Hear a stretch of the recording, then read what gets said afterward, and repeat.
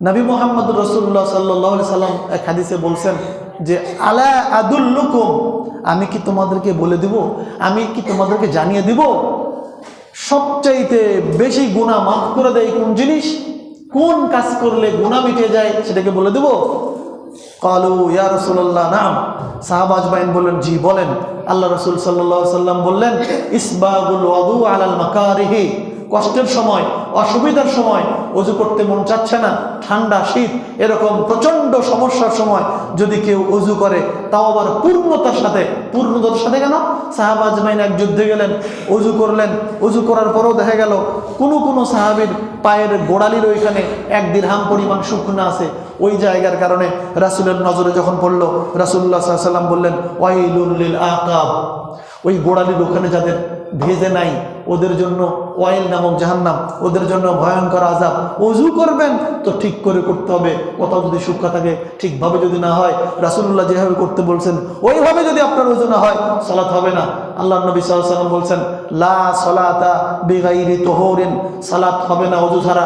ওয়ালা তুকবালু ওয়ালা সাদাকাতুম মিন গুলুলিন, খেয়ানত করে আত্মসাৎ করে কোনো সম্পদ যদি কেউ উপার্জন করে, ওইটা কোটি টাকা হলেও আল্লাহর পথে ব্যয় করলে আল্লাহর নবী বলছেন লা তুকবাল, ওইটা গ্রান্ট হবে না, কবুল হবে না।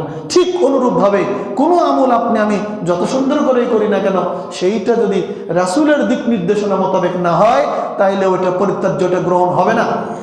এরপরে নবী মুহাম্মদ সাল্লাল্লাহু আলাইহি ওয়াসাল্লাম বললেন আরেকটা কাজ করলে তোমাদের গুনাহ মাফ হয়ে যায়, সেটা হলো কি? কাসরাতুল খুতা ইলাল মাসাজিদ, বেশি বেশি মসজিদে আগমন করলে। আপনি বেশি বেশি আসা বলতে কি? 5 ওয়াক্ত সালাত আপনি বাড়িতে ওযু করবেন, মসজিদে আসবেন, মসজিদে ওযু করবেন। এই যে হেঁটে হেঁটে আপনার সংযোগ হলো মসজিদের সাথে, বারবার আসা যাওয়া, এই যে যতটা পা ফেলবেন, এইটা হলো গুনাহ মাফের কারণ। নবী মুহাম্মদ রাসূলুল্লাহ সাল্লাল্লাহু আলাইহি ওয়াসাল্লাম বললেন 2টা গেল, 3 নাম্বার আমি কি তোমাদেরকে বলবো কোন কাজ করলে তোমাদের গুনাহ মাফ হয়ে যায়? এটা তো মুসল্লি জানে না, গুনাহ তার মাফ হয়ে গেল। এইটা 3 নাম্বার হলো ইন্তিজারুস সালাহ বা'দাস সালাহ, এক সালাতের পরে আরেকটা সালাতের জন্য যদি মনটা লটকায় থাকে, আরে আসর পড়ে আসছে মসজিদে, মাগরিবে আবার কখন অ্যাটেন্ড করব, এরকম তামান্না যার মনের মধ্যে থাকবে, নবী মুহাম্মদ সাল্লাল্লাহু আলাইহি ওয়াসাল্লাম বলছেন ওর গুনাহ মাফ হয়ে যাবে। গুনাহ মাফ লাগবে কেন? জান্নাত যাবার জন্য গুনাহ মাফ লাগবে। গুনাহ কেন? জাহান্নাম যেতে হলে গুনাহ লাগে। গুনাহ মাফ করে দিয়ে আল্লাহ জান্নাতে নেবেন।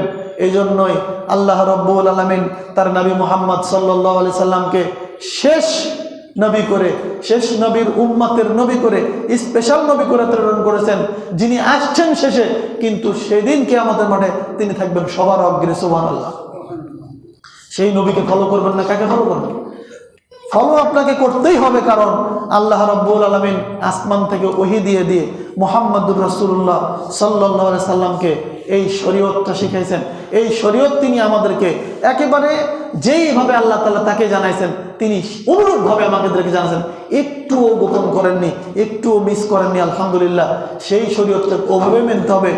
এই শরীয়তটা শেখার জন্য বর্ণনাকারী জামরাতা, আবু জামরা রাদিয়াল্লাহু আনহু, হাদিস 3000, বুখারী 53 নম্বর হাদিস।